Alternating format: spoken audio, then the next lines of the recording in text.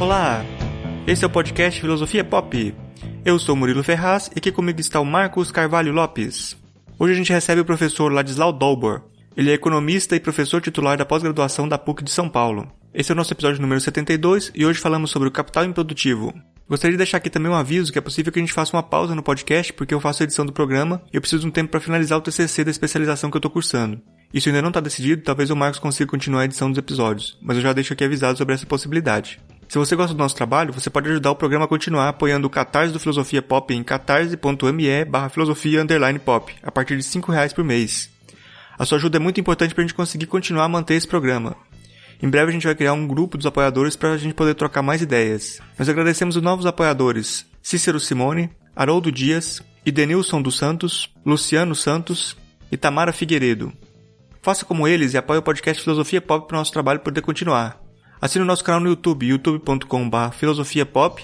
Siga a gente no Twitter, no @filosofia_pop. E curta a nossa página no Facebook, em facebook.com/podcastfilosofiapop, tudo junto. Você também pode mandar um e-mail pra gente no contato@filosofiapop.com.br. O Filosofia Pop é um podcast que aborda a filosofia como parte da cultura. A cada 15 dias, sempre às segundas-feiras, a gente vai estar aqui para continuar essa conversa com vocês. Vamos então para a nossa conversa sobre o capital improdutivo.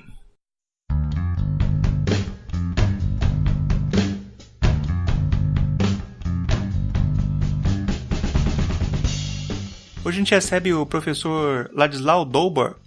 Ele é economista e professor titular de pós-graduação da PUC de São Paulo.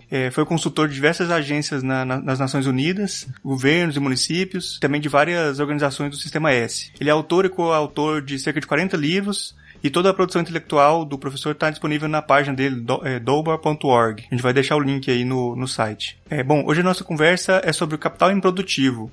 Eu gostaria de começar perguntando para o professor Ladislau o que é o capital improdutivo.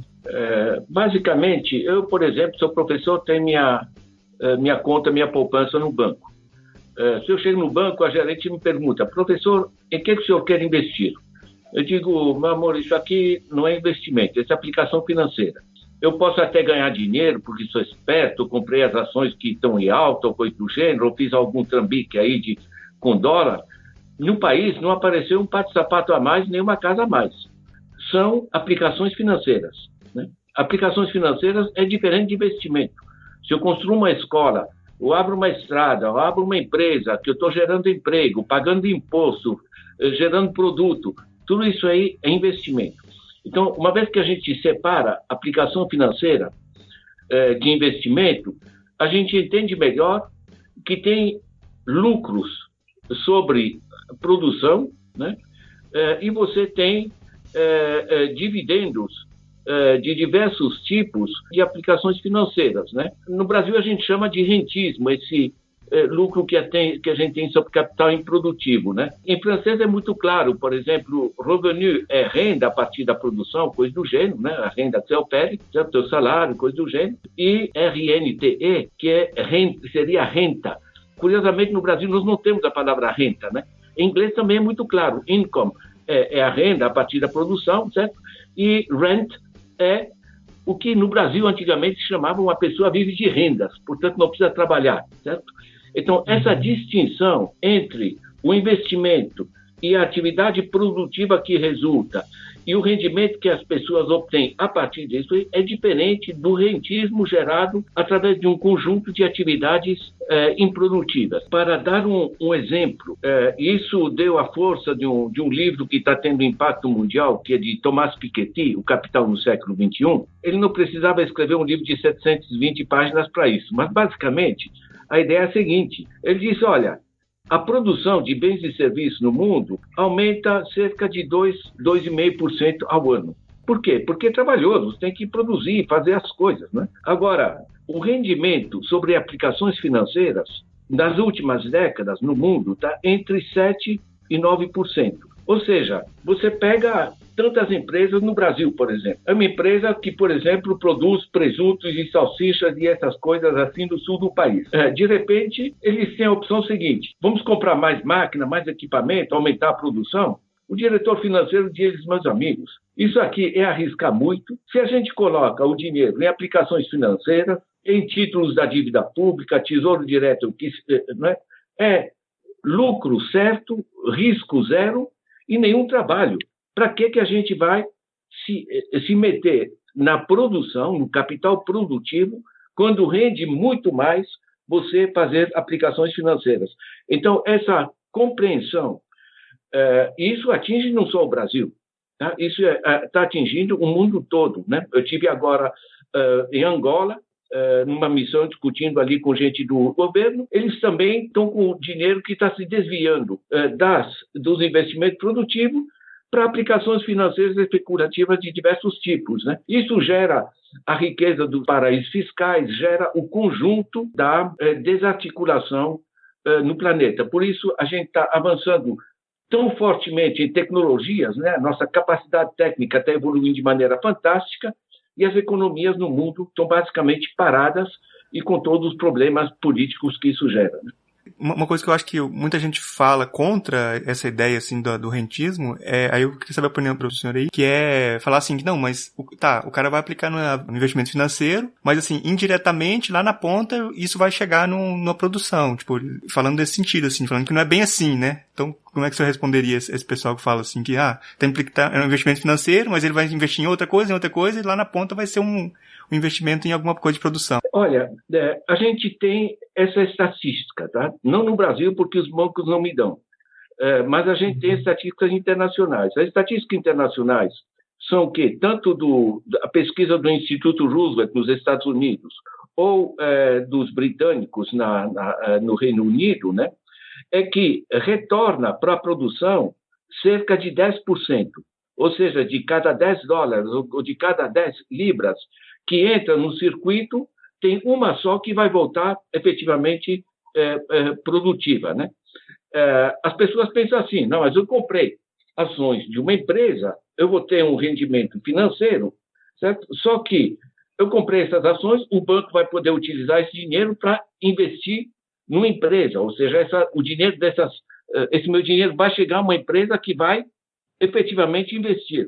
O desvio, a tua pergunta é muito correta, o desvio se gera justamente nisso, que quando esse dinheiro chega na empresa, é o exemplo que eu estava dando da empresa com seu diretor financeiro. Vai dizer, meu amigo, o mercado está parado, né? As exportações estão fracas. O que a gente faz? Compra mais equipamento, mais máquina, cria mais empresa, ou coloca no Tesouro Direto, ou coloca em paraísos fiscais e aplicações financeiras internacionais.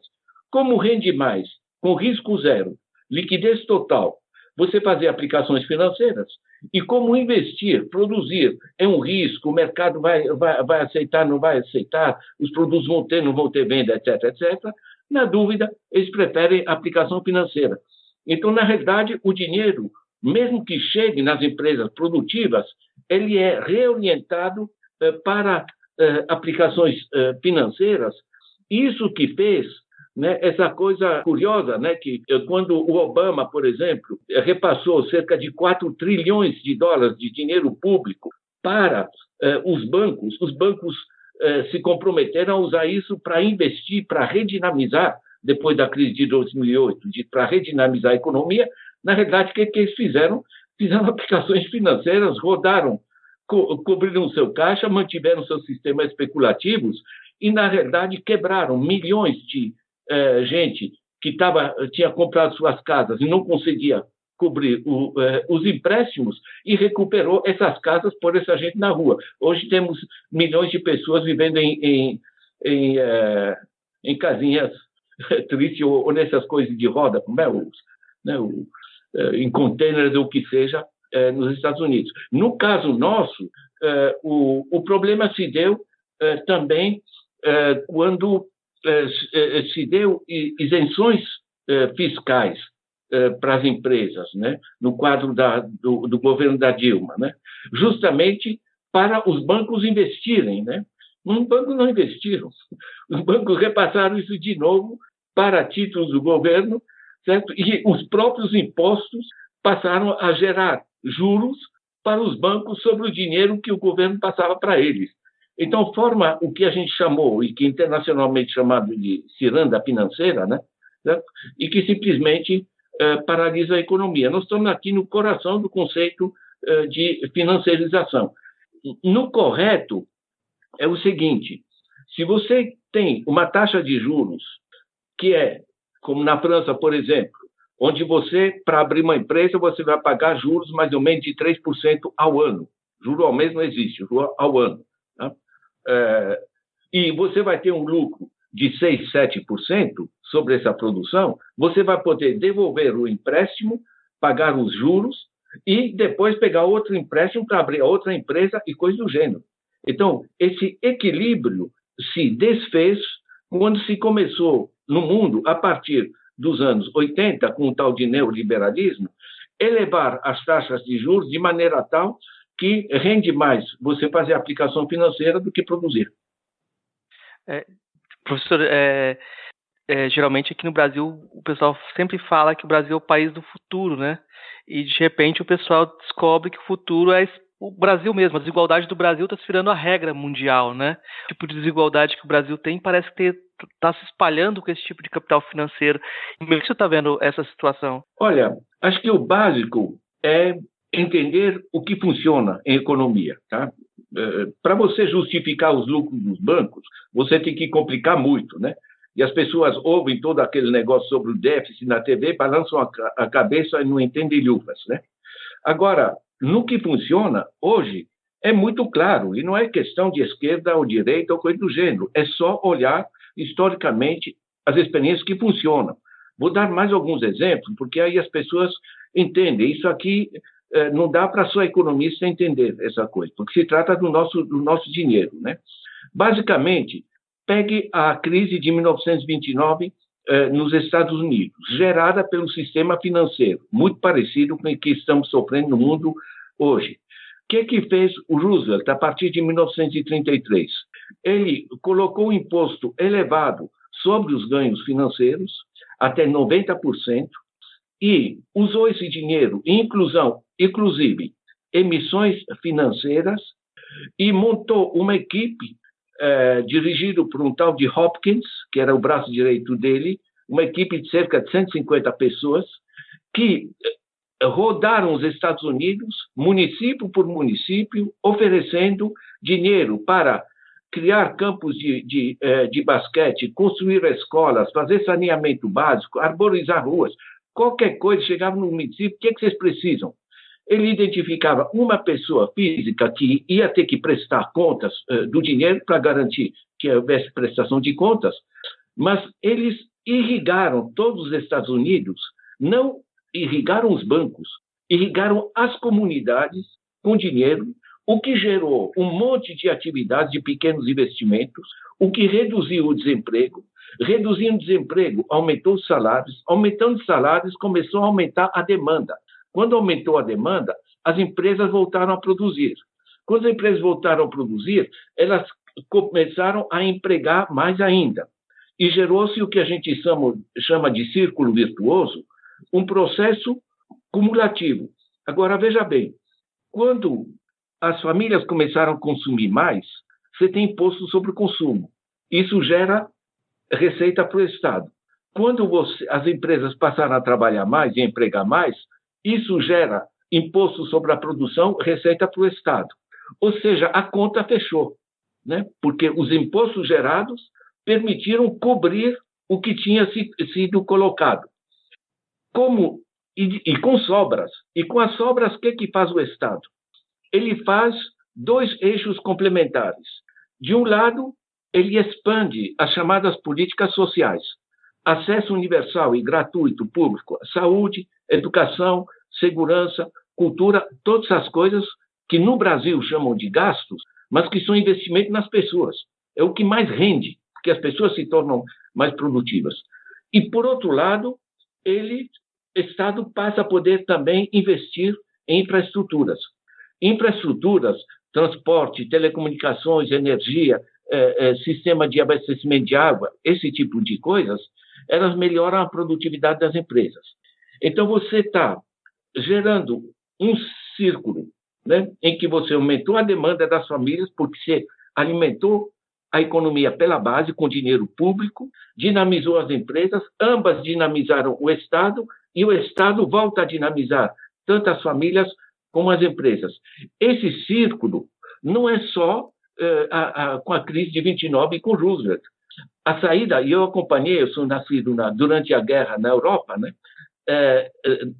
O chamado welfare state europeu, o estado de bem-estar, que também funcionou nos Estados Unidos, também funcionou no Canadá e outros países, certo? O estado de bem-estar é basicamente o mesmo. Na Europa, a Europa é destruída pela guerra, tá?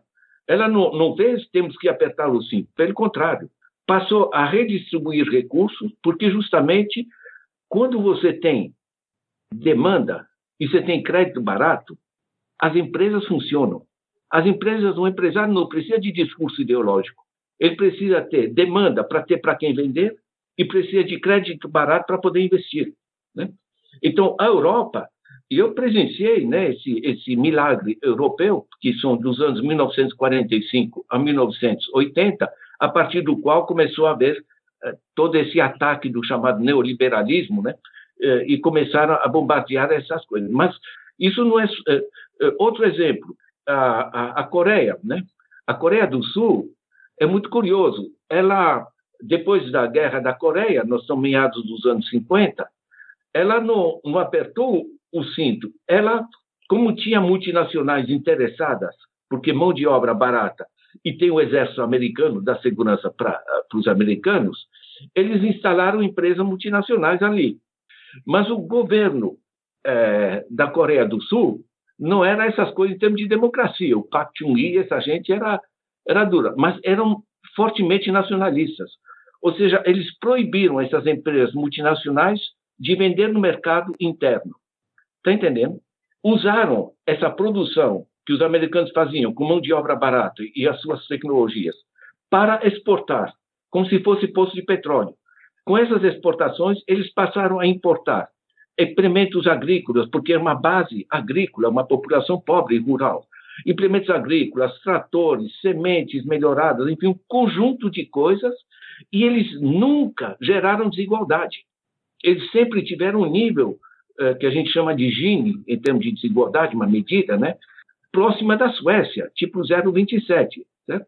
Ou seja, o básico de tudo isso é o seguinte: quando você orienta a economia não para encher o bolso dos ricos, que dizem, aí nós vamos investir e nós vamos ficar satisfeitos e o mercado vai ficar menos nervoso, mas quando você faz a economia para o bem-estar das famílias, tanto o dinheiro de bolso para comprar as coisas, como o acesso ao consumo coletivo, que a gente chama de salário indireto, o direito à saúde universal, à educação, todas essas coisas, curiosamente, o mais prático e o mais simples e o que funciona historicamente nos mais variados exemplos é quando se orienta os recursos para o bem-estar das famílias, diretamente, sem inventar fórmulas, complicações e coisas do gênero, né?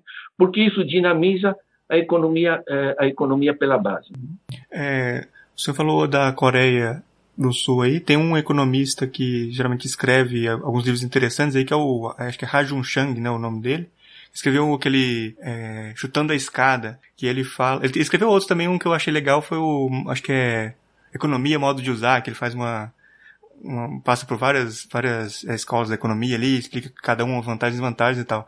Mas no Chutando a Escada, que eu acho que é o mais famoso dele, ele fala da ideia de que essa coisa do neoliberalismo é uma coisa vendida, assim, pelos países que já desenvolveram, né? Que a receita para desenvolver não é essa, né? Outra, mas depois que eles já desenvolveram, eles eles impõem essa receita para os outros para chutar a escada para ninguém subir lá mais, né? O que você acha dessa ideia? Você concorda ou não concorda? O Ha Jun-chang é um amigo, né? Eu trouxe ele aqui para PUC, a gente fez coisas juntos, e junto com Carlos Lopes, que é um brilhante economista africano, né? Basicamente, é muito convergente. O Ha Jun-chang, ele pega uma coisa que é uma imensa oportunidade, que é a generalização do acesso às tecnologias. Isso é um capítulo um pouco diferente do que a gente está discutindo, e estava discutindo, e que é essencial, que é o seguinte: nós estamos entrando na economia do conhecimento. Nós estamos falando aqui pelo Skype, são tecnologias novas. O meu celular pode ter 5% de trabalho físico e de matéria-prima. O que é o valor do meu celular? É conhecimento incorporado. Nós estamos no meio de uma revolução tecnológica absolutamente explosiva, né? E no bom e no mau sentido, certo? Agora, por que é tão diferente? Porque é imaterial. Ou seja, quando eu estou no século passado, em que o principal fator de produção era a máquina, né? Eu produzia bens físicos, né? O serviço. Se eu te passo o meu relógio, né? Eu deixo de ter meu relógio. Em economia, a gente chama de bens rivais, ou um tem o outro. Dali, essa gritaria da propriedade privada. Agora, com as ideias, a coisa muda. Porque se eu te passo uma ideia, eu continuo com ela. Né? Eu trouxe aqui para São Paulo o Jimmy Wales, né? Que criou a Wikipédia. Todos nós usamos a Wikipédia. É fantástico como excesso de conhecimento. O que ele pegou? Ele pegou o fato que milhões de pessoas têm conhecimentos acumulados na cabeça e que está parado na cabeça deles. E esse conhecimento, se generalizando, hoje a gente chama isso de Creative Commons, CC, né? Chama também de Open Access, acesso aberto, né?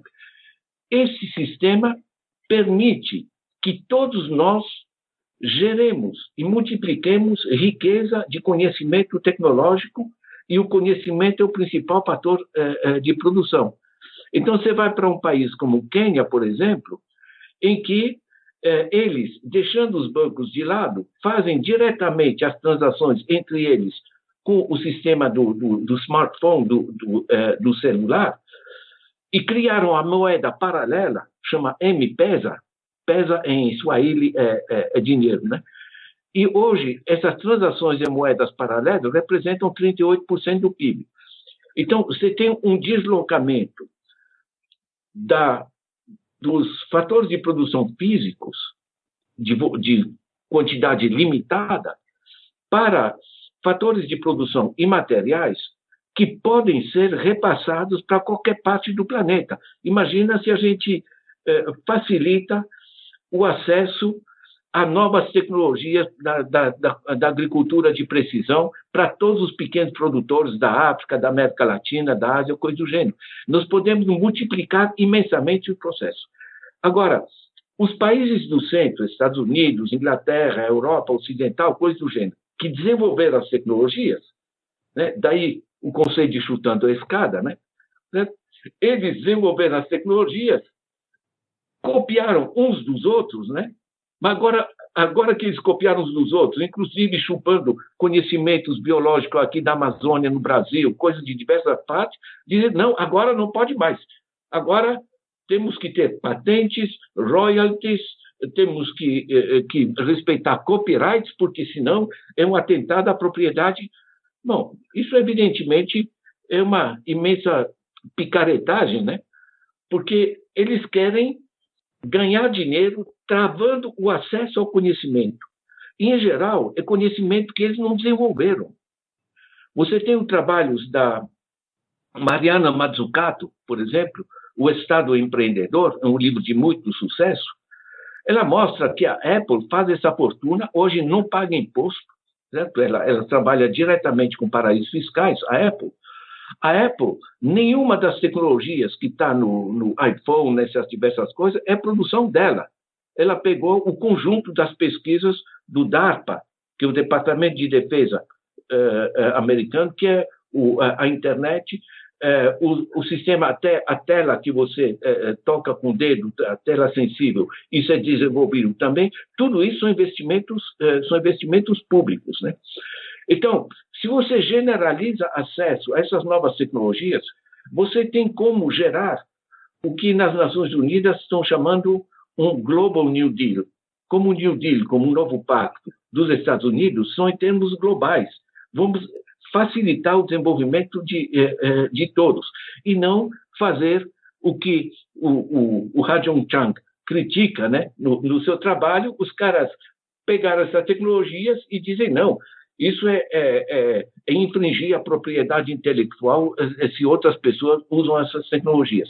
Na realidade, o acesso generalizado ao conhecimento é uma das ferramentas mais importantes que a gente tem hoje para reduzir as desigualdades no planeta.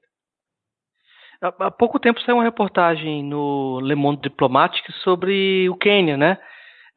Falando do investimento na construção da savana de silício, de todo esse investimento em tecnologia, falaram desse sistema bancário via celular, dessa troca de moedas, e eles alertavam ou pontuavam que não estava ocorrendo uma distribuição de renda, uma redistribuição de renda a partir dessas novas tecnologias.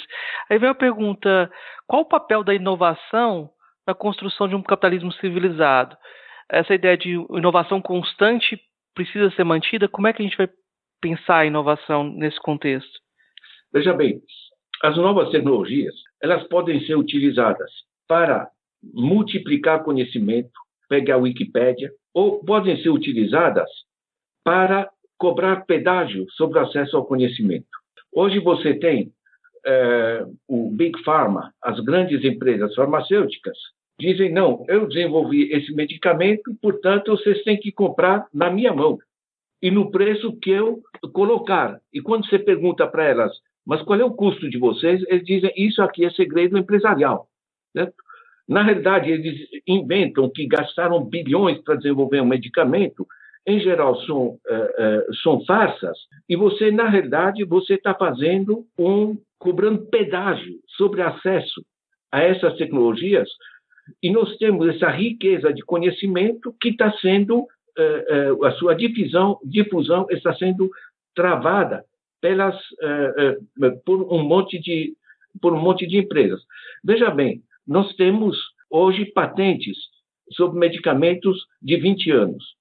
20 anos, há 100 anos atrás, tudo bem.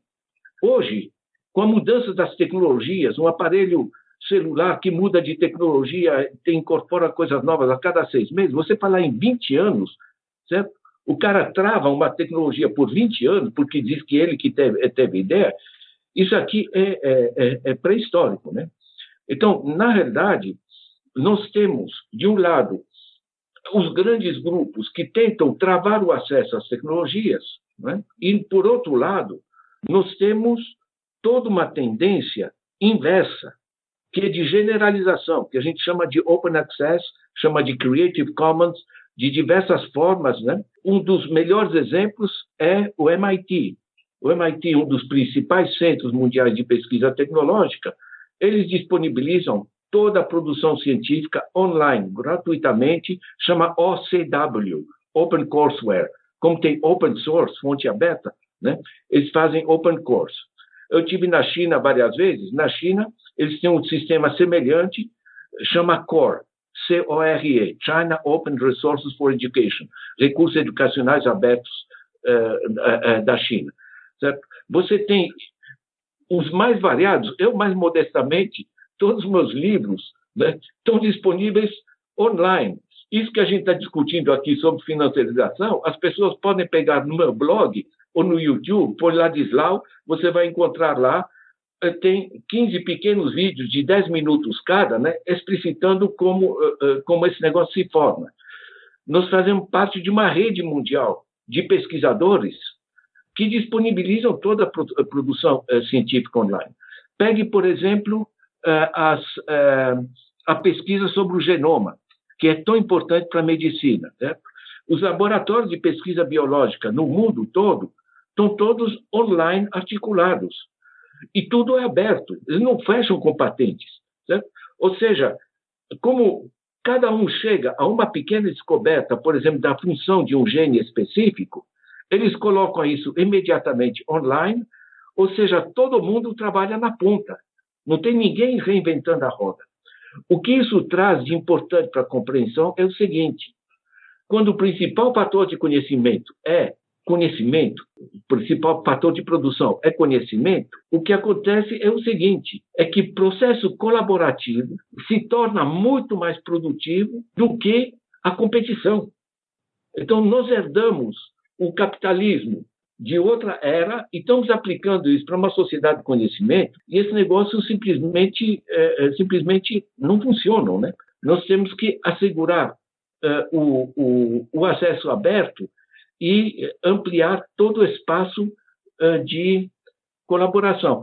As pessoas podem pegando o programa de vocês, podem pegar no meu blog, no Dolbor.org, podem pegar lá dicas de leitura. As vários trabalhos que mostram como essas coisas podem funcionar estão ali. Por exemplo, o trabalho de Arun Sundararajan, é um nome maluco, mas um cara chama assim, Sundararajan, né, que escreveu um livro sobre a economia colaborativa, tá, publicado pelo Senac. Então, as pessoas vão entender que não é só o Uber ou o negócio de alugar casa e coisas, Airbnb, essas coisas, é muito mais. Nós temos, como podemos nos contactar uns com os outros em qualquer parte do planeta, nós temos um fantástico espaço de colaboração e de intercâmbios. Então, o Quênia, veja bem, nós estamos falando de um país muito atrasado, que em vez de refazer todos os passos que fizeram a Europa, os Estados Unidos, etc., eles estão dando o que se chama leapfrogging, eles estão dando o salto direto. Então, se articularam com os Correios, por exemplo, que tem acesso para toda parte, junta isso com um programa, né, um software no celular, e permite eles saírem fora dos atravessadores, dos grandes comerciantes que lucram no trabalho dos outros e vendem contato direto entre produtor, consumidor, transferência de pagamento sem passar pelos intermediários bancários, coisa do gênero. Isso é muito interessante, né? Nós temos imensas oportunidades, mas que estão sendo travadas por grandes grupos, como os grandes grupos farmacêuticos, os grandes grupos do agro, os grandes grupos, veja a guerra, por exemplo, contra o Huawei da China, né, nos celulares. Né? Quer dizer, chega um Trump, diz, vamos fazer a Make America Great, né? Vamos privilegiar os Estados Unidos, né? e trava e entra em guerra com o resto do mundo. Isso é burro, né? Isso é burro, porque, na realidade, o capitalismo, na era do conhecimento e na economia do conhecimento, e dentro dessa revolução digital que a gente está vivendo, ele precisa mudar a cabeça. Em vez de ter rentistas que extraem, tentando travar o acesso dos outros, seja ao dinheiro, seja à tecnologia, ao conhecimento, etc., pelo contrário, temos que gerar processos colaborativos. A gente gosta mesmo de pegar esses todos os assuntos assim e ligando com outras coisas é bastante interessante mesmo. Aí uma pergunta que eu acho que dá para voltar um pouco para a coisa do capital mesmo, o capital improdutivo, é como que o Estado ele é cooptado por esse capital financeiro ou em outra, também complementando se há esperança para uma democracia. Olha, para já há dúvidas mais do que esperanças. Tá? A democracia está em recuo mais ou menos por toda parte. E tem estudos, no meu livro, A Era do Capital Improdutivo, eu trago as pesquisas de um alemão, Wolfgang Streeck, um cara muito interessante. A ideia que ele traz, basicamente, é que não é o fim do capitalismo, mas é o fim do capitalismo democrático. Nós estamos numa era de gigantes corporativos. Né? Depois da crise de 2008, nós tivemos a primeira pesquisa mundial de como funcionam os gigantes corporativos que chamam de multinacionais, chamam de transnacionais, tem diversos nomes, mas essencialmente é o seguinte: eles descobriram que 737 grupos controlam 80% do sistema corporativo mundial. 737 é muito pouco, gente. É gente que se conhece nos campos de tênis, no Australia Open e nessas coisas simpáticas, ou nos campos de golfe, certo? E se arrumam entre si. Dentro deles, você tem um núcleo muito mais poderoso de 147 grupos, e esses 147 grupos, eles controlam 40% do sistema mundial. Agora, 3/4 deles, 75%, são bancos. Certo? Ou seja, o que mudou? Mudou porque antigamente os grandes poderosos eram, por exemplo, a Ford, a General Motors, a General Electric, enfim, esses grandes nomes, né, da produção. Hoje, quem manda nos processos produtivos são bancos. Isso é interessante. Você pega um gigante como a Billiton, por exemplo, né? que controla empresas de mineração pelo mundo todo. Não entende luvas de mineração, não interessa. Não entende de dinheiro. Eles terceirizam a mineração. Para isso tem engenheiros, essas coisas que eles pagam. Certo? Agora, você sabe que a Samarco era propriedade da Billiton e da Vale, certo? Porque eles nunca trabalham sozinhos. Eles trabalham com um grupo interno que possa defender os interesses internacionais deles. Então, você tem 50% na Samarco, tá? Que causou o desastre ali de Mariana, todos os negócios. Você tem 50% de controle da Billiton, 50% da Vale. Quem controla a Vale do Rio Doce? Até 2017 é um grupo financeiro, Vale Participações. É um sistema de participações, os caras que têm ações, não querem nem saber de mineração, você vai lá de ferro, de barragem, de coisa do gênero, certo? Quem controla a Vale Participações? O Bradesco, que curiosamente nunca aparece no desastre de Mariana. Os caras do Bradesco não entendem luvas de mineração nem de barragem. Agora pense o seguinte, o Brasil não sabe fazer uma barragem? O Brasil constrói Itaipu, caramba, certo? A porcaria dessas barragens. Por quê? Isso que a empresa sabia havia 2 anos. Né? O engenheiro chega e diz, chefe, vai dar rolo ali. O chefe pensa o seguinte, meu bônus depende, não do engenheiro, meu bônus depende porque é proporcional a quanto eu vou render para a Billiton e para a Vale Participações e para o Bradesco. Certo?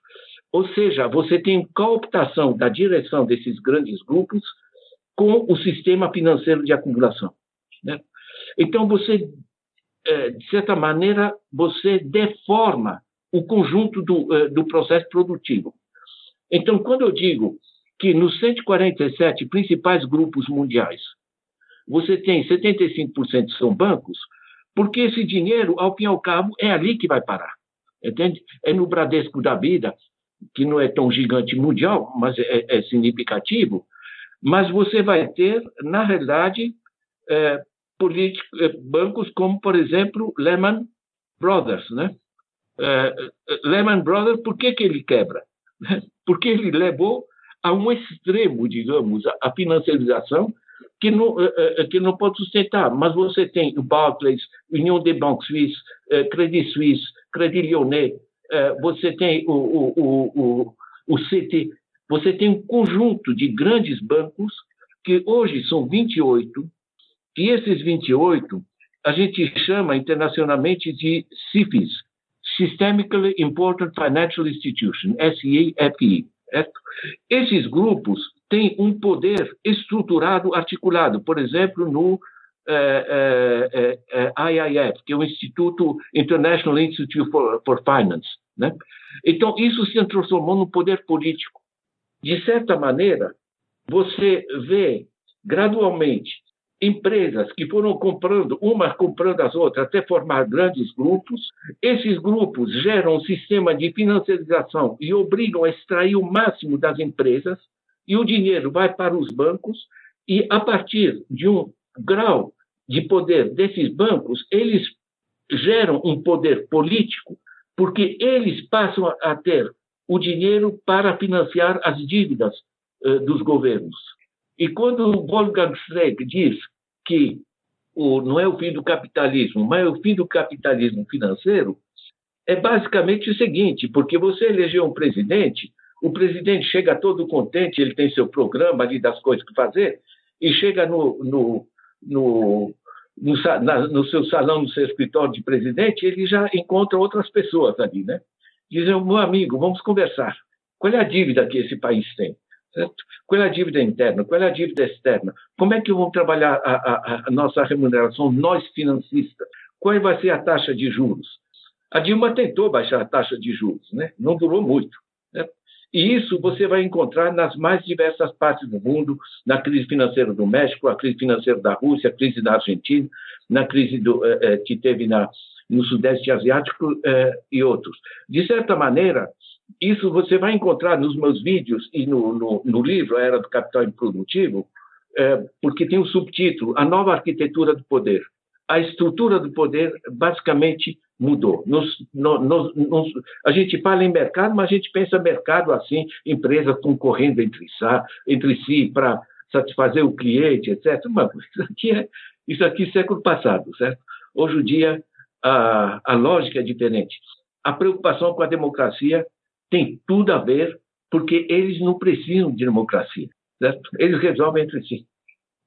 Essa descrição que o senhor faz bate de frente com aquelas teorias que falavam em racionalidade econômica, ética empresarial, os agentes racionais que não vão deixar as coisas escaparem porque vai ser ruim para eles.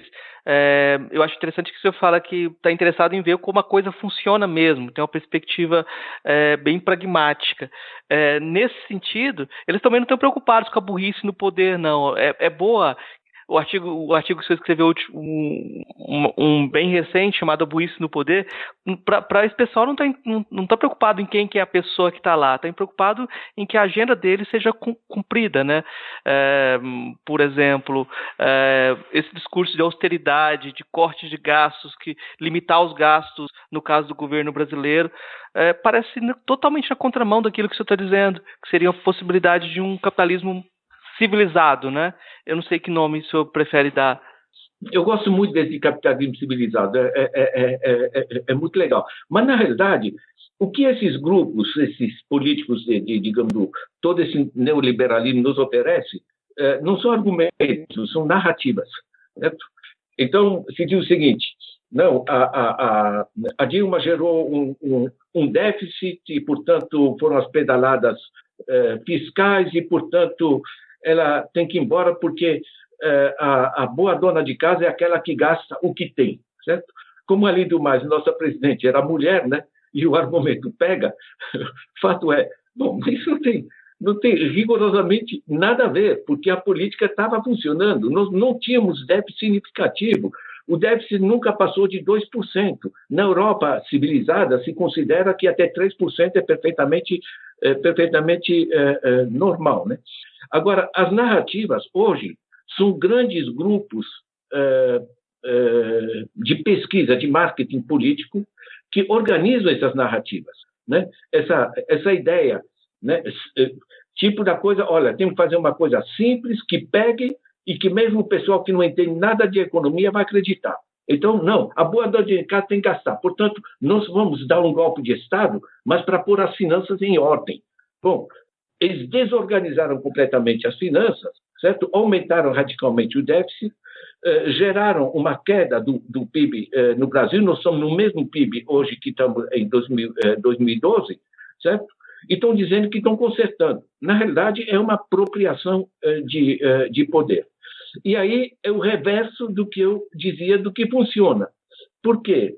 Quando você aumentou os juros, como eles aumentaram radicalmente, tá? Por exemplo, você tinha as famílias, portanto, o crédito para a pessoa física no Brasil em 2013, era de 88%, tá? Hoje de 120%. Você cobrar 120%, na Europa é 3,5% ao ano, certo? Eles passaram, as empresas que pagavam 44% de juros estão pagando hoje 50%. Então, o que você criou? Você endividou as famílias. Hoje temos 63 milhões de famílias negativadas, daqueles que não estão conseguindo mais pagar sequer os juros, que dirá devolver o empréstimo. Então, essa gente não está comprando mais, porque sequer está conseguindo pagar o que já comprou antes. Então, você esfriou a demanda. Quando você esfriou a demanda, as empresas não têm para quem vender. Você tem um empresário que fez uma declaração muito interessante. Ele diz realmente, agora com a redução dos direitos trabalhistas, fica mais barato eu contratar. Só que para que eu vou contratar se ninguém está comprando? Então a burrice está nisso, certo? Agora, como você reduziu o consumo e reduziu a atividade empresarial, você também reduziu o imposto sobre o consumo e o imposto sobre a produção. Resultado, o Estado está recebendo menos dinheiro do que antes deles entrarem nessa política, o golpe e todo o negócio. Né? Bom, Faz 5 anos que eles estão consertando e o negócio está parado. E está parado por razões evidentes. Tá? Quando você não tem as famílias consumindo, você não tem as empresas produzindo, aumentou o desemprego, que era 4,8%, foi para 12,7% hoje, são 13 milhões de pessoas, aumentou a mortalidade infantil, voltou o Brasil para o mapa da fome, quer dizer, estão enterrando o país, né? E eles ficam repetindo, não, porque a família, porque Deus, porque Jesus na goiabeira, porque, enfim, tem toda a palhaçada, né? E tem muita gente que acredita, entende? Nesse processo, porque são pessoas, inclusive, estão enforcados na dívida, eles acham que eles são culpados, né? Porque dizem para eles na TV, você tem que aprender a usar o crédito, né? Como é que você vai aprender quando você tem um agiota e você precisa de comprar o raio da geladeira? Você não tem como pagar à vista, né? Isso aqui é covardia, né?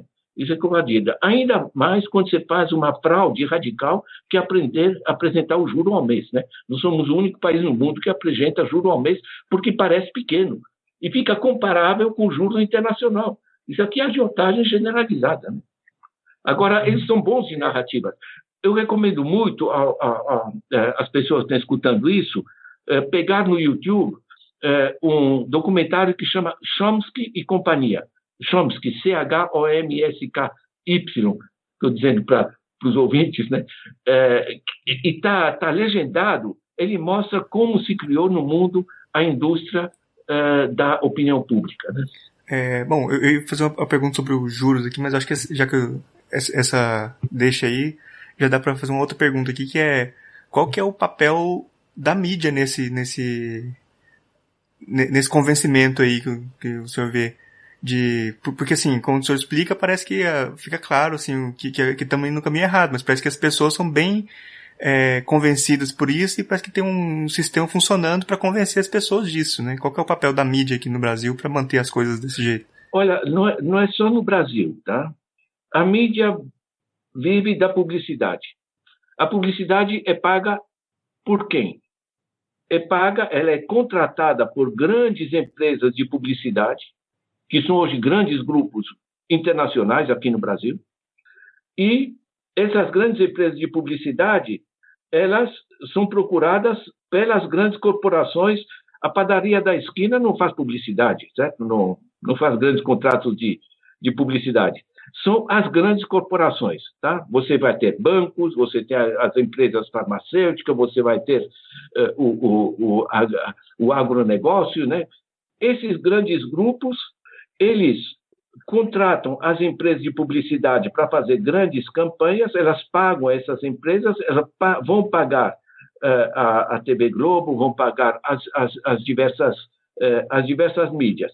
Com isso, essa mídia vai dar um monte de informação, fazer programas e um monte de publicidade para gerar o consumismo. Esse consumismo vai sair do nosso bolso, evidentemente. Esse dinheiro vai voltar para a grande empresa que contratou as empresas de publicidade. Está me entendendo como o círculo se fecha? Né?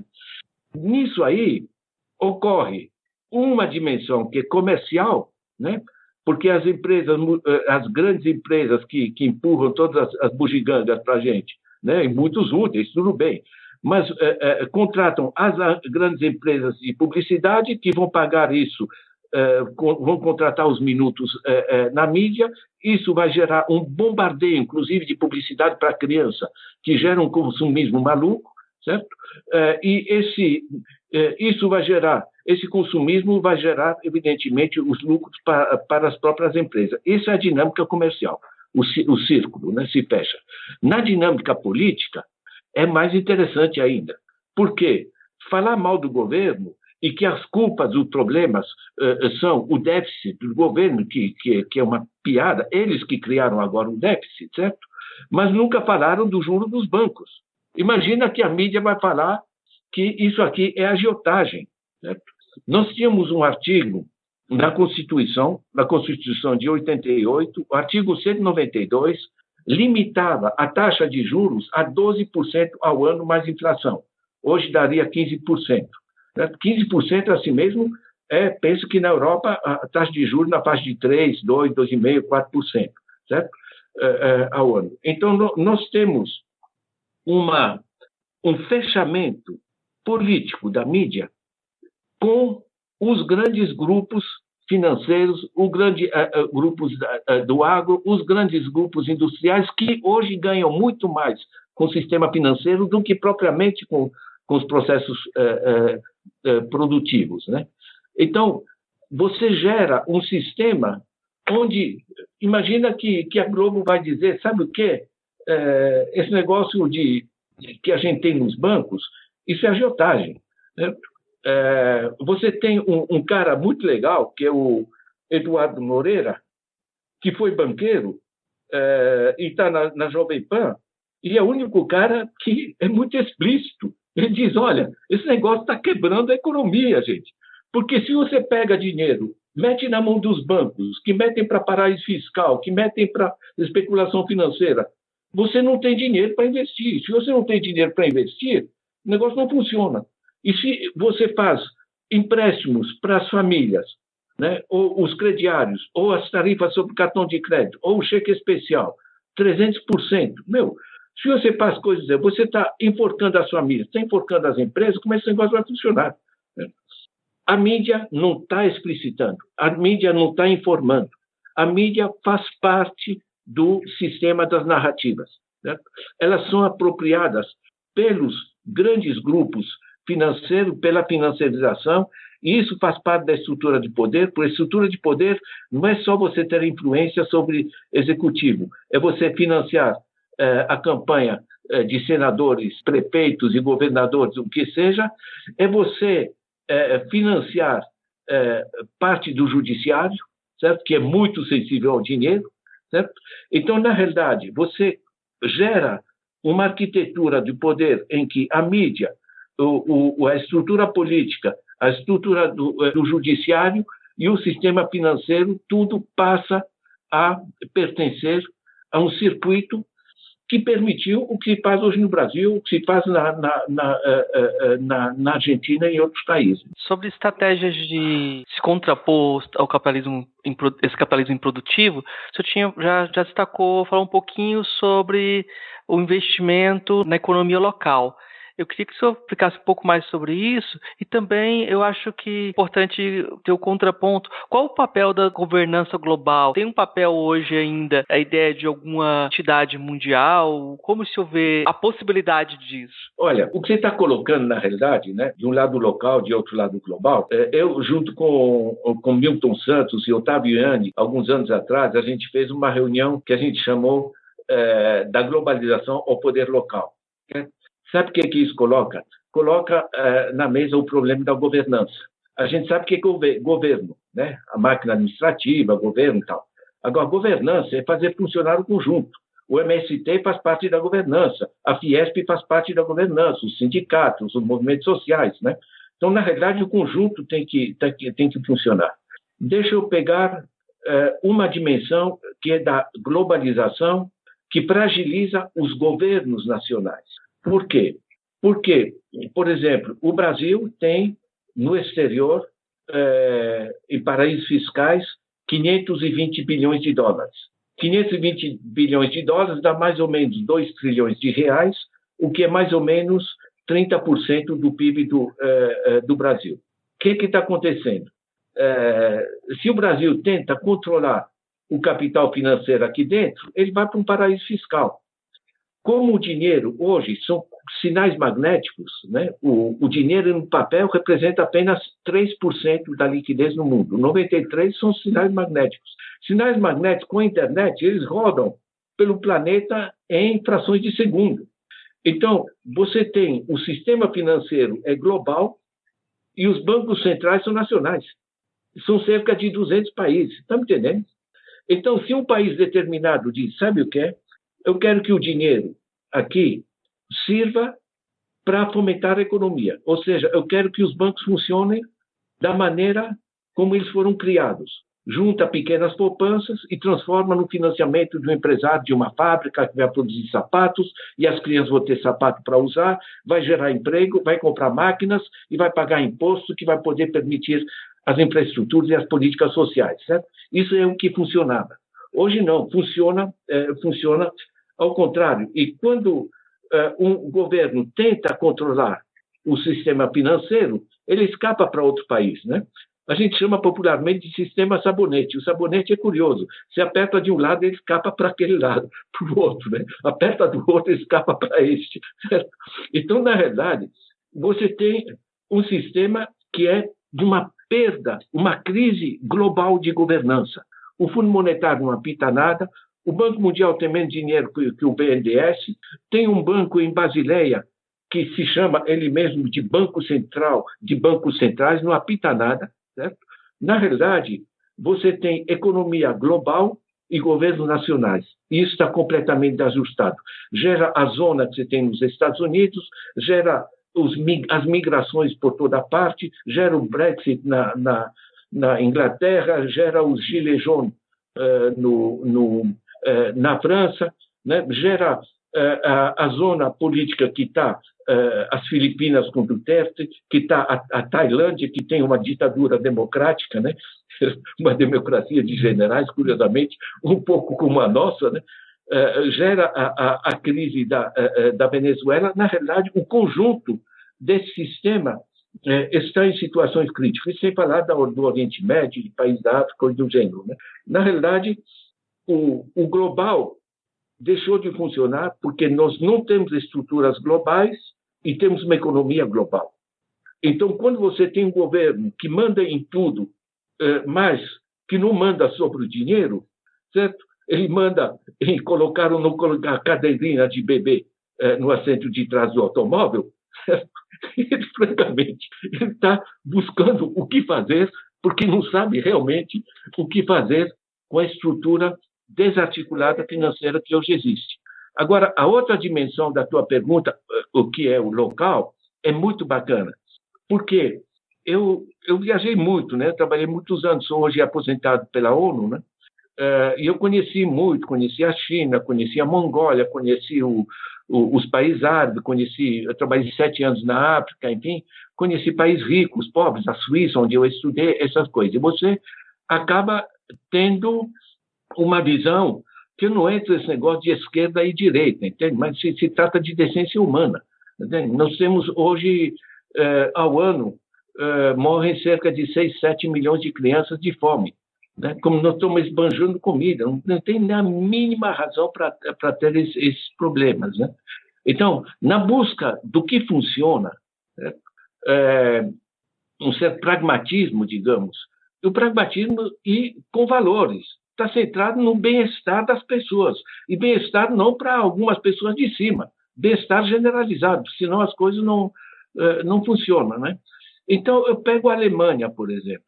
Na Alemanha, as pessoas não colocam as poupanças em banco. Eles têm caixas, cada município tem uma pequena caixa de poupança e os habitantes daquele município colocam o seu dinheiro ali. Então, o dinheiro não serve para especulação financeira, para paraíso fiscal, o diabo. Certo? Ele serve para financiar pequenos projetos locais, fazer eventos culturais, ou seja, você tem, chama Sparkassen, caixas de poupança, né? Então, você tem uma apropriação pela população das suas poupanças. Eu aqui coloco minha poupança no banco, o banco não quer saber da minha opinião sobre o que eu quero que faça com o meu dinheiro.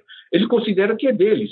E vai fazer especulação, vai gerar o déficit do governo através da dívida pública e coisas do gênero. Agora, se eu pego a China, por exemplo, a China tem um livro recente, está no meu Dicas de Leitura, que é China's Economy, a Economia da China, por um americano, mas muito interessante. Não é um cara que passou lá 30 dias e escreveu um livro. Um cara que mora lá, né, que analisa. É um excelente livro. Ele mostra que a China é mais descentralizada do que a Suécia. A China é apresentada aqui como uma ditadura, assim, tudo centralizado em Beijing. Na realidade, é um sistema que é politicamente muito forte no centro, mas para gestão muito descentralizado. Então, no sistema financeiro, eles têm o Bank of China para as grandes infraestruturas, coisas internacionais, coisas do gênero, público. A grande indústria, eles não privatizam, né? Energia, siderurgia, essa grande indústria pesada, que ela tem que servir para o resto das indústrias mais leves, que são essas sim privadas, né? E cada uma dessas grandes empresas, tipo a nossa Petrobras, coisa do gênero, o que seria, né? Ela tem um banco próprio, então a conta é ali dentro e a coisa não vaza, certo? E o resto é radicalmente descentralizado. Cada município administra os seus recursos e o seu desenvolvimento com participação das organizações locais, né? Se você pega na Suécia, que é muito curioso, na Suécia você vai ter eles têm uma carga tributária bem mais elevada que a nossa. A nossa é 34%, lá é na faixa de 50%. Agora, onde é que vai o dinheiro dos impostos dos suecos? 72% são diretamente repassados para os municípios. Estão entendendo? Ou seja, o dinheiro público está no nível local. Então, isso permite o cidadão se reunir e discutir, gente, vamos melhorar a cidade em tal aspecto, vamos melhorar as tecnologias da educação, informatizar nossas escolas, vamos gerar um Wi-Fi gratuito urbano de acesso à internet por toda parte, sem ter que fazer planos com as telefônicas e coisas do diabo. Quer dizer, tudo isso aqui vai gerando, barateando e racionalizando a economia. De certa maneira, você faz uma democracia que é de rédea curta, muito mais próximo, muito mais controlada pelo cidadão. Aí o governo central fica mais liberado para as grandes decisões, porque ele não fica negociando, que nem no Brasil, o ministro tem uma fila de prefeitos na sua antessala, ele vai fazendo pequenas negociadas com cada prefeito. Não, lá o dinheiro vai direto para as prefeituras e se resolve lá. Isso libera o governo central para as grandes opções de políticas tecnológicas de longo prazo, políticas de infraestrutura de longo prazo, políticas de relações internacionais, coisas do gênero, né? Então, se racionaliza o funcionamento. Então, veja bem como isso encaixa, porque você pode não resolver o problema da governança global, né, da contradição entre a globalização da economia e os países nacionais, mas você pode democratizar internamente de maneira radical, né? Porque o dinheiro se torna muito mais produtivo quando ele se aproxima das populações. É no nível local que os habitantes sabem qual é a rua que enche de lama quando chove, entende? E não tem ministro que vai entender disso. Eu recomendaria o seguinte: no meu blog, gente, é público, é de uso, é ferramenta para vocês, tá? Para qualquer pessoa. Não precisa estar na universidade, nem coisa do gênero, certo? No meu blog tem um pequeno livro que chama O que é Poder Local. Sabe os livros pequenos, que eram de primeiros passos? Vendeu um monte desse livro. E hoje está online, gratuitamente. É uma coisa que você vai ler em 2 horas e você vai entender o imenso potencial, porque hoje, a gente, para desenvolver um município, a gente não precisa esperar que abra uma filial da Volkswagen que chegue de fora o desenvolvimento. Pegue uma cidadezinha do interior da Bahia, né? 12 mil habitantes, semiárido. Todo ano viajavam 3 mil pessoas para cortar cana em São Paulo. Por que não ficavam lá? Porque não tem emprego. E por que não tem emprego? Porque é pobre. E por que é pobre? É pobre porque tem um monte de coisa para fazer. E como tem um monte de coisa para fazer, eles vêm cortar cana em São Paulo. É ridículo. Eles elegeram um prefeito decente. Quando o governo da Bahia fechou a única agência bancária para mostrar quem manda, né? Estamos no Brasil, né? Protestar porque elegeram uma pessoa de esquerda, né? Eles não se assustaram, fizeram uma cooperativa local de crédito. E essa cooperativa local, ela passou as pessoas a usar o dinheiro local e o dinheiro parou, que eles achavam que o banco financiava. Não, o banco chupa, né? E eles fizeram um acordo com a Federal da Bahia, na parte agrícola, para incorporar tecnologias da agricultura do semiárido, que exigem um conjunto de tecnologias. E existem essas tecnologias. A Federal fez um contrato com eles sem cobrar, mas é para isso que está o dinheiro público, é uma instituição pública, certo? E é uma região que está se desenvolvendo de maneira impressionante, as pessoas visitam, certo? Porque, inclusive, eles mudaram o currículo escolar. Em vez de só ensinar Dom João VI e Dona Carlota Joaquina, eles ensinam para os moleques tecnologia do semiárido. E, pasme, os moleques se interessam, porque não estão de saco cheio de ouvir falar de Dona Carlota Joaquina. Então, você torna a educação, o desenvolvimento local, o financiamento e o interesse das pessoas que eles pararam de viajar para São Paulo, que eles trabalham lá para desenvolver o próprio município, né? Eu estou aqui na minha cabeça tentando lembrar o raio do nome do município que me escapou. Mas, enfim, é muito conhecida, está nos meus livros. Você tem outro trabalho que você pode pegar, que é uma pesquisa que a gente fez, são 89 propostas práticas para você desenvolver seu município, tá? Chama Política Nacional de Apoio ao Desenvolvimento Local. Política Nacional de Apoio ao Desenvolvimento Local. Vocês podem localizar no meu blog, colocar para as pessoas para poderem acessar. É um relatório de pesquisa, a gente trabalhou 1 ano e meio, eu fiz a coordenação científica, né? A gente rodou o país identificando problemas práticos e eu não acredito que as coisas no Brasil vão se resolver só de Brasília, né? Nós temos que, na realidade, colocar muito mais decisão, ainda mais que o Brasil se urbanizou, né? Em qualquer cidadezinha você tem aqui um engenheiro, você tem, já tem hoje eletricidade, você tem acesso informático. Então, na realidade, nós podemos desenvolver o país pela base. Eu trabalho na Universidade da Integração Internacional da Lusofonia Afro-Brasileira. Então, metade dos meus alunos vêm de países lusófonos. Então, eu tenho muitos alunos de Guiné-Bissau, né? Sim. E eu sei que o senhor conhece, o senhor falou do Carlos Lopes, que é seu companheiro de trabalho, né? Seu amigo também. E eu vou te perguntar sobre Guiné-Bissau, sobre essa questão do desenvolvimento e do progresso que sempre vem nos debates, né? Ano passado teve um autor, eu não vou nem citar o nome dele porque não importa, que ele falou que diante do quadro político de Guiné-Bissau, o quadro econômico, era melhor promover uma recolonização, que Guiné-Bissau entregasse a Ilha das Galinhas para Portugal, porque ia ser muito melhor criar um resort europeu do que deixar como está.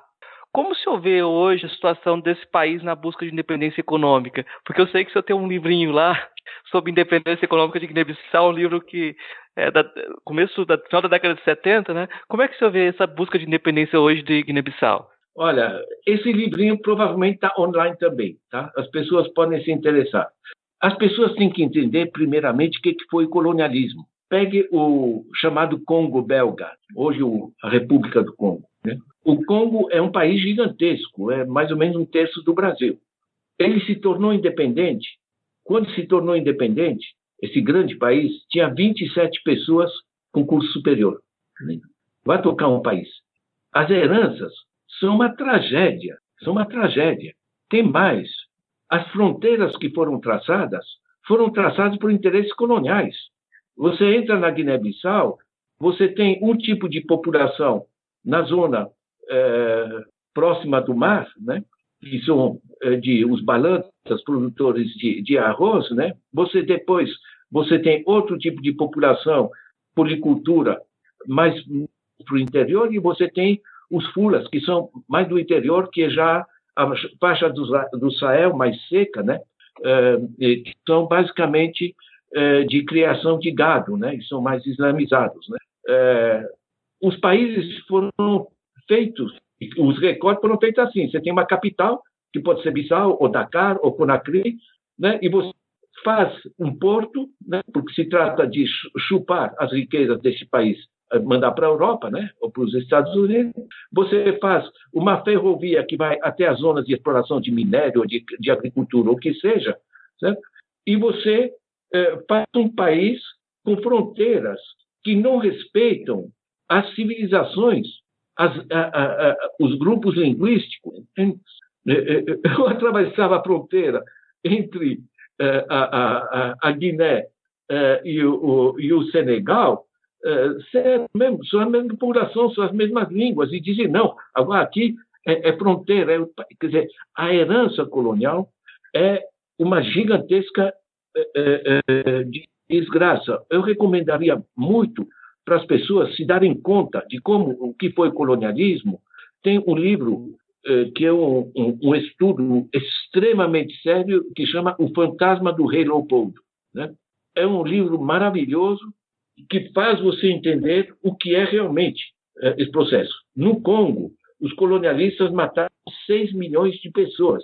Essa é a cifra básica. Tem estimativas que vão até 10 milhões. Né? Então, falam da violência, do tribalismo, coisa assim. Quem utilizou e quem aprofundou o tribalismo foram justamente os europeus que utilizaram as populações costeiras, gerando guerras com outras populações do interior para o tráfico de escravos. Então, tem uma ignorância histórica que a gente tem que recuperar. Eu fico muito feliz de você dizer que está fazendo um trabalho desse tipo. Tem o Kizerbo dirigiu o primeiro grande estudo histórico, resgatando a história da África, que foi publicado aqui, salvo erro, pela Ática, História Geral da África, em 8 volumes, está em português, está online. Olha, eu quando li o primeiro, porque na época a Folha pediu para eu fazer uma resenha dos livros, eu lembro que acordei às 3 horas da manhã e escrevi assim, sabe, de coração, sabe, o negócio, porque é de uma beleza, né? Eu lembro do presidente Aristides Pereira de Cabo Verde, né, dizendo: nós somos um povo, nós não somos um bando de mestiços, nós não somos tribos, sabe? É uma questão de respeito, de dignidade, entende? São africanos, são gente, sabe, que foram massacrados de uma maneira. Então, isso tem que ser resgatado, inclusive resgatado na dimensão brasileira, entende? Né? Sem falar dos americanos, enfim, de como eles se comportam com a sua população afro. Eu estou extrapolando, digamos, um pouco o teu comentário, porque me toca o coração dessa coisa. Eu trabalhei 7 anos, trabalhei em vários países africanos, estive muito recentemente, junto com o Carlos Lopes, discutindo as perspectivas para Angola, né? Parece que fizemos em Luanda no mês passado, né? Eu mantenho essa ligação. Eu vejo muito o potencial africano, e isso faz parte dos trabalhos também de Ignaz Sachs, que é um grande pesquisador, de você fazer um salto radical. Quer dizer, na realidade, se você faz, e não é caro, se você generaliza o acesso à internet, né, você pensa nessa coisa, você devolver as capacidades de organização local que sempre foram muito fortes nas civilizações africanas, né? E você facilitar isso e dar muito mais capacidade de autodesenvolvimento nesse sentido, e você facilitar o acesso às tecnologias, você tem um potencial imenso. Agora, o que as multinacionais estão fazendo com os países africanos, gente, você pega a Shell na Nigéria. A Nigéria concedeu a Shell, coisa que o Brasil está fazendo agora, né, entregando o petróleo. A Nigéria passou para a Shell explorar o petróleo. A Shell paga imposto sobre o lucro, sobre a venda do petróleo, que é da Nigéria, não é da Shell. O que ela faz com essas vendas? Ela vende o petróleo a preço muito barato para empresas laranjas. Internacionalmente se chama nominee, né, as empresas laranjas. Vende muito barato. Como ela vendeu esse petróleo barato, o lucro dela na Nigéria é pequeno. Então, ela paga um imposto muito pequeno para a Nigéria. Isso que a Nigéria é a dona do petróleo. Agora, a empresa que agora formalmente é dona desse petróleo, porque é tudo computador, é papel, né? É coisas de advogados, juristas, coisas do gênero, certo? Formalmente, essa empresa está, por exemplo, nas Ilhas Virgens Britânicas. Agora, essa empresa que formalmente é dona do petróleo, que continua lá na Nigéria ou está dentro de navios, ela revende esse petróleo a preço cheio no mercado internacional, só que ela está num país onde não se paga imposto, porque é um paraíso fiscal. Está entendendo? Né? Isso se chama internacionalmente de transfer pricing. O G20 já tomou uma série de propostas para começar a enfrentar isso. Esses países estão sendo drenados das suas riquezas de uma maneira absolutamente escandalosa pelos grandes grupos financeiros que eles não só, digamos, exploram esses países, porque para poder explorar bem esses países, eles se asseguram que nesses lucros fantásticos que eles geram, eles tenham acionistas do país que eles estão explorando e que vão ganhar esse dinheiro. E, se possível, senadores, o ministro, o presidente, coisa do gênero. Entende? Então, faz parte disso que a gente discutia no começo, da arquitetura do poder, da apropriação do poder dentro dos países. Né? Uhum. Nesse sentido dessa apropriação do poder, e também falando um pouco daquela questão de investimento na produção e de geração de emprego. Quando a gente fala aqui no Brasil, muitas vezes, uma das coisas que se fala que gera muito emprego é muito ligado em coisas, por exemplo, de produção de automóveis por empresas multinacionais que vêm colocar as fábricas aqui, né? E aí acaba que eles meio que têm um poder de controle nesse sentido de... Eles têm um monte de empregos que estão na mão deles que eles podem mudar para outra planta em outro lugar, né? Acaba que não é um negócio de realmente produção de uma geração de emprego de produção local mesmo, né? Uma coisa de multinacionais que exploram aqui o Brasil também, né? Nesse sentido. Olha, esse negócio de emprego não tem milagre, tá? Nós estamos na era da tecnologia. A indústria nunca vai empregar muita gente. Esquece. A agricultura familiar ainda emprega muita gente. Mas isso aí que eles estão tentando, ou dificultando o acesso à terra para pequenos agricultores, o agronegócio não gera muito emprego.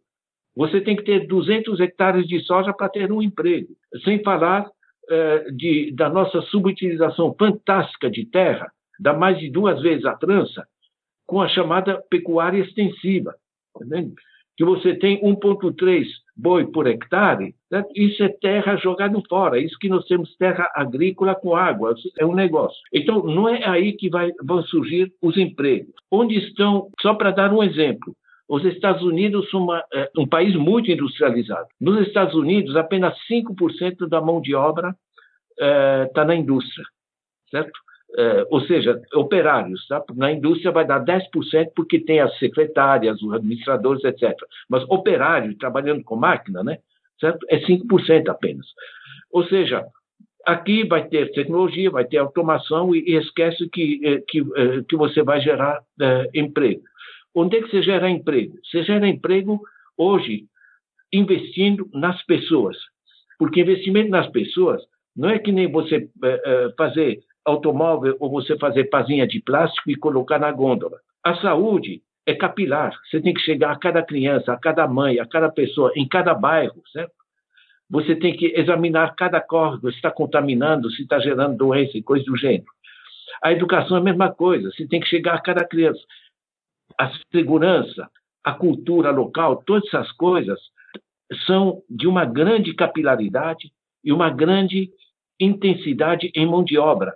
Vejam, por exemplo, a imensa expansão da mão de obra de cuidado para idosos, né? Cuidados domésticos, as pessoas que cuidam das pessoas.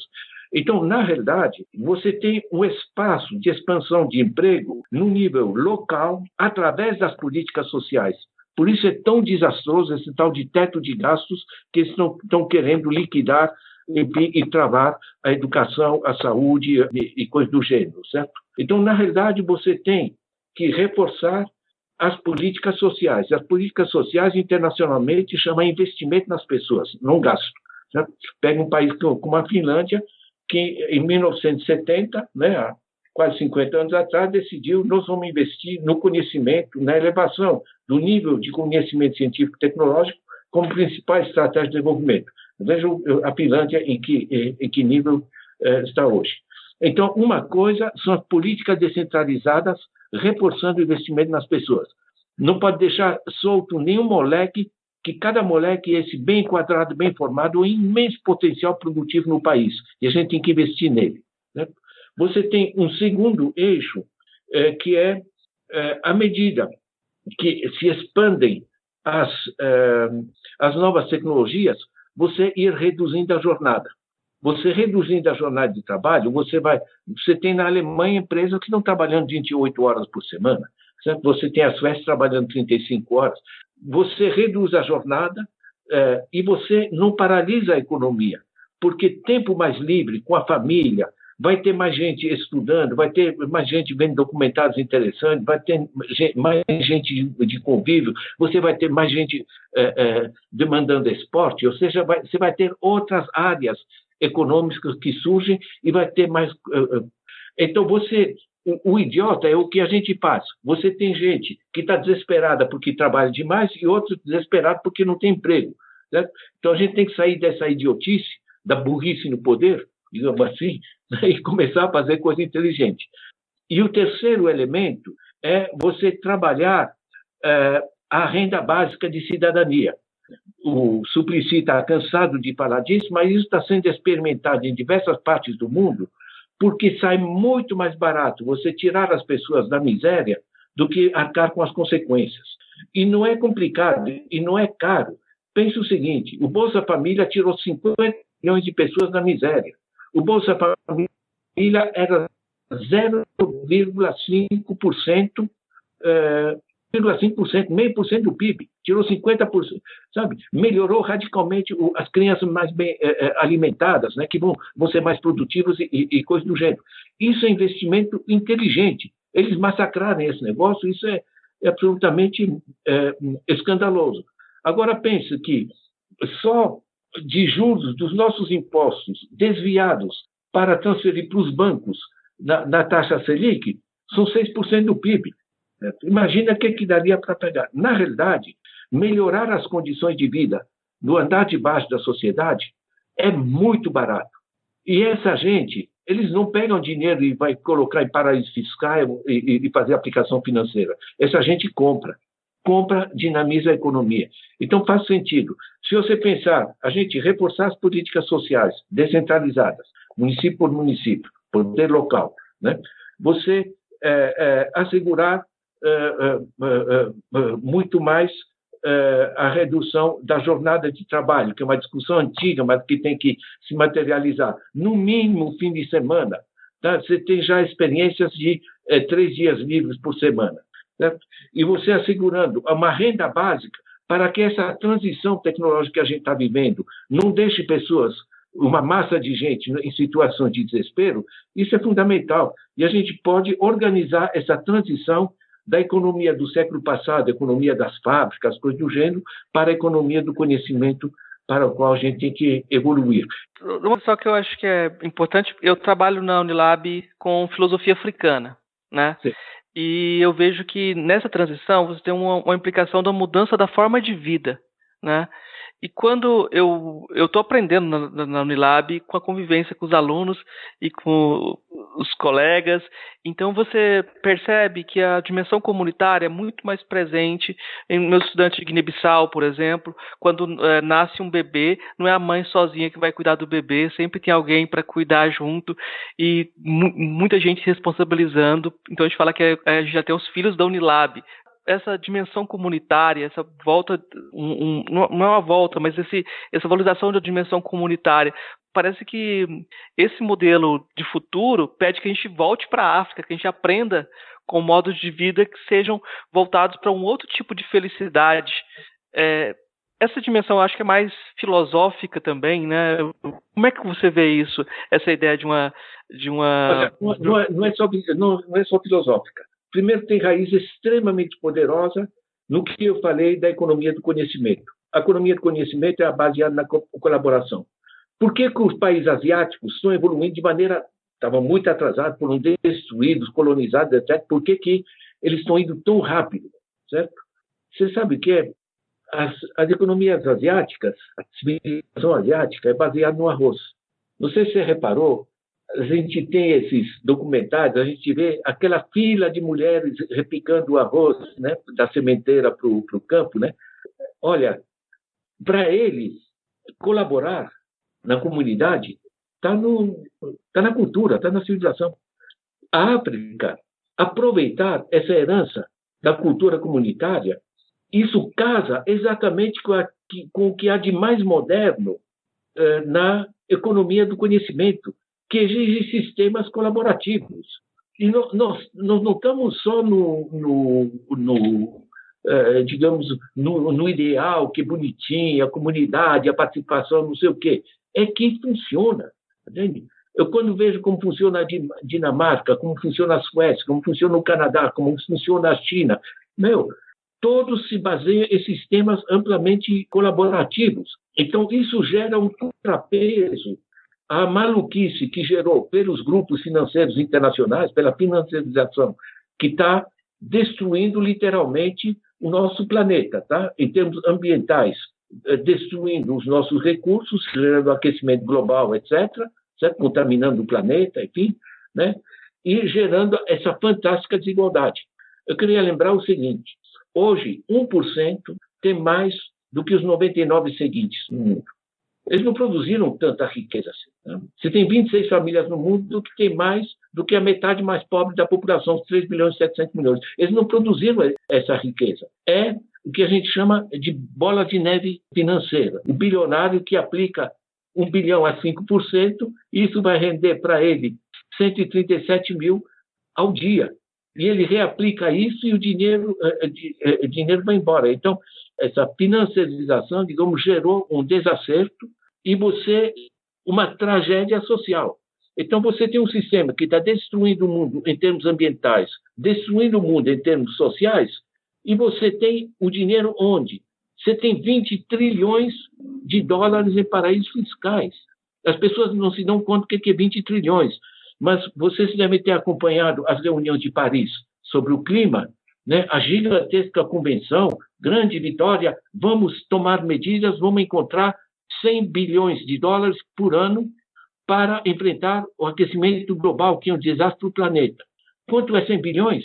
É 200 vezes menos que os 20 trilhões que estão em paraísos fiscais, gente. Nós estamos brincando de quê? E tem mais. Nós não temos problema econômico nesse planeta. Nosso problema, volto a dizer, é de governança, nosso problema é político.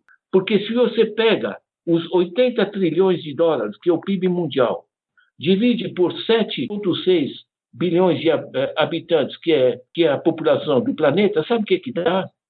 Dá 11 mil reais por mês por família de 4 pessoas. Tanto no mundo como no Brasil. O Brasil está exatamente na média mundial. Com o que a gente produz hoje, dá para todo mundo viver de maneira digna e confortável. Para que a gente precisa de bilionário? Você tem um monte de gente chegando à conclusão evidente. Nós temos que cortar lá em cima, porque tem dinheiro mais lá em cima, e ajudar aqui embaixo. O excesso de riqueza e o excesso de pobreza são patológicos para a sociedade. Uma sociedade assim não funciona. Por isso nós precisamos de um novo pacto, né? Um New Deal global, porque esse negócio, tal como está indo para o brejo. Uhum. Bom, eu acho que a gente já fez uma trajetória interessante aqui da conversa. A conversa é tão interessante, a gente for conversar aqui, a gente vai virar a noite conversando aqui. A gente faz sempre aqui 3 perguntas, que são as mesmas perguntas que a gente faz assim, para respostas mais curtas, para depois a gente comparar as respostas, né, dos vários entrevistados. A primeira pergunta é: o que é filosofia? O que é filosofia? Veja bem, nós temos uma coisa que é a inteligência, as nossas capacidades técnicas. Isso você aprende ciência, você aprende fórmulas, engenharia, o segundo. O outro é você aprender o que fazer com essas técnicas. Eu posso aprender, com um bom treinador, a usar a espada de maneira extremamente hábil. Uma coisa é saber usar a espada. Outra coisa é pensar contra quem eu vou usar essa espada. Então, a filosofia é que nos vai dar um embasamento de a que serve o conjunto dos nossos esforços. A segunda pergunta é: qual é a filósofa ou filósofo que mais te impressionou daqueles que você conheceu pessoalmente? Quem mais me impressionou foi Jean Piaget. Jean Piaget foi o teórico da inteligência, hoje falecido, e ele tem, no seu livro, A Epistemologia Genética, ele trouxe como a gente cria os conhecimentos, né? Eu acho que é dos aportes mais ricos. Ele, quando foi dar o seu último semestre de aula, eu estava na Suíça, ele fez um estudo retrospectivo sobre toda a sua caminhada científica e filosófica, né? Ele convidou matemáticos, físicos, economistas, etc., convidou a mim também, e para mim, ter tido aula com Jean Piaget, ter essa abertura de espírito, de que não adianta ser bom, tem que pensar ser bom para os outros também, né? E pensar, digamos, você pode casar toda a capacidade científica com a capacidade de valores e a capacidade filosófica, né, para ser um ser humano inteiro. Uhum. E a terceira pergunta é: qual é a filósofa ou filósofo favorito? Filósofo favorito? Olha, eu acho que ainda é Karl Marx. É um gênio, porque as pessoas usam Marx como o marxismo, meu Deus, enfim, tem fricote, né? Mas, na realidade, Marx foi o primeiro que pensou cientificamente a sociedade. Ele foi pessimamente utilizado, aplicado ou deformado, usado de maneira simplificadora, mas, na realidade, para quem conhece e leu Marx em profundidade, tanto pelo lado dos valores, ou seja, a redução do poder econômico e a democratização das sociedades que ele batalhava, a redução dos mecanismos de exploração, a busca da justiça social, né? Esses aportes são imensos. Só que hoje não adianta você citar Marx e aplicar a coisa. Ele estudou a segunda metade do século XIX. Nós temos que reconstruir, digamos, agora, usando em grande parte a metodologia dele. Ou seja, ele mostrou que as transformações tecnológicas têm imenso poder sobre as transformações da sociedade no seu conjunto, né? E essa visão das infraestruturas, das superestruturas, é que gerou a compreensão moderna que nos permite hoje, né, por tanta gente que estuda, filósofos, analistas no mundo, todos influenciados por essa ideia, você não estuda a sociedade apenas de maneira idílica, você estuda a complexidade das articulações de poder dentro dela. Para mim, ainda é o cara. Bom, acho que a conversa aqui foi interessante. A gente pode partir para uma parte de indicações de material. O professor Ladislau já indicou algumas coisas aí. Eu queria saber se você tem mais alguma coisa para indicar para os nossos ouvintes, ou reforçar alguma indicação que já fez durante o episódio. Olha, eu recomendaria, portanto, ler A Burrice do Poder. Ajuda, está circulando muito, inclusive em toda a América Latina. Leiam A Era do Capital Improdutivo. Cada um de vocês, o ouvinte de vocês, pode pegar este livro, pegar os vídeos que estão online e ele organizar os cursos com colegas. Pode me mandar um e-mail que está lá. Eu posso participar, dar uma parte das aulas online. A gente tem feito isso pelo Brasil afora, inclusive com participações internacionais. Hoje, você pode fazer isso, não é educação online apenas, ou à distância, né? Não é. São processos interativos online de construção do conhecimento. Então, isso aí vale a pena. O livrinho que eu mencionei, O que é Poder Local, ajuda muito, bem como, o que é mais difícil é encontrar, mas peguem e encontrem para os ouvintes esse livrinho, esse relatório de pesquisa que chama Política Nacional de Apoio ao Desenvolvimento Local, né? No mais, tem um trabalho que está em inglês, que é do Instituto Roosevelt e com Stiglitz, que é Regras para o século XXI, porque é um conjunto de pesquisadores que se deram conta que as regras do jogo que valiam para o capitalismo industrial não estão valendo mais para essa revolução digital e a gente está perdido, né? E são indicações. Então, por exemplo, é difícil a pessoa dos ouvintes ler um livro desse que está em inglês, mas ele pegando dicas de leitura no meu blog, vai ter 4 páginas com resumo das ideias principais em português, né? Então, esse Dicas de Leitura é uma ferramenta muito boa. E no meu mural, as pessoas vão encontrar, mês a mês, eu pego 5, 6 das publicações mais importantes que estão surgindo. E as pessoas podem ir vendo meses anteriores e, segundo o interesse científico, os interesses de pesquisa deles, vão encontrar referências bibliográficas para isso. De certa maneira, o meu blog se tornou um tipo de uma biblioteca científica virtual aberta, que não são trabalhos meus, que puxa os trabalhos de diversos países do mundo, porque como nós somos uma rede, então eu recebo trabalhos do Deepak Nair da Índia, recebo trabalhos de gente dos mais diversos países, certo? Ou, por exemplo, os trabalhos do Carlos Lopes, né? Certo? E isso permite as pessoas se darem conta do leque de inovações que estão surgindo no mundo, porque, pegue para os seus leitores um pequeno artigo que está escrito Como Eu Me Informo. Vai ajudar muito, tá? Porque sabe o que é? Para sair daquele negócio que vocês perguntaram, o papel da mídia, hoje, da mesma maneira que eu apoio muito o trabalho que vocês fazem, certo? Mas você tem o IHU do pessoal da Unicinos, você tem o Antônio Martins ali com outras palavras, você tem o pessoal do 247, você tem o pessoal do Carta Maior, um monte de pega o trabalho do Luiz Nassif, né? Certo? Na realidade, nós estamos criando anticorpos, né?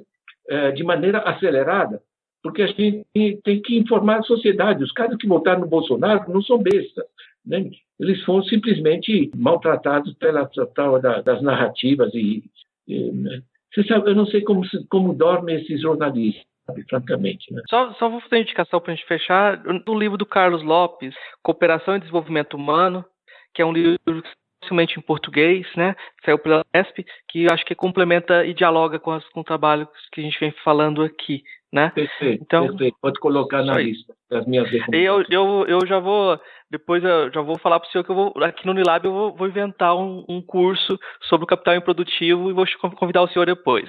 Pode ter certeza. Não, usa esses vídeos, você vai Sim. Que vai te dar ideia de como organizar. Olha, você sabe o que é?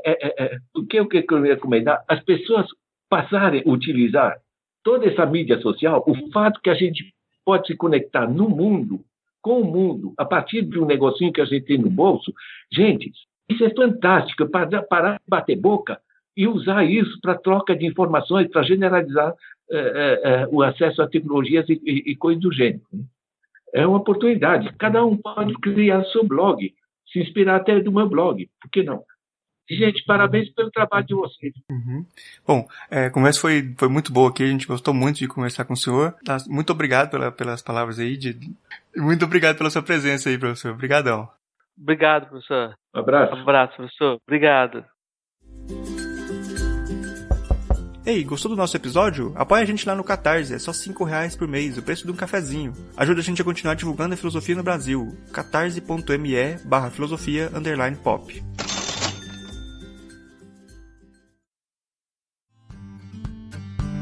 Esse episódio foi editado por Nicole Galtério.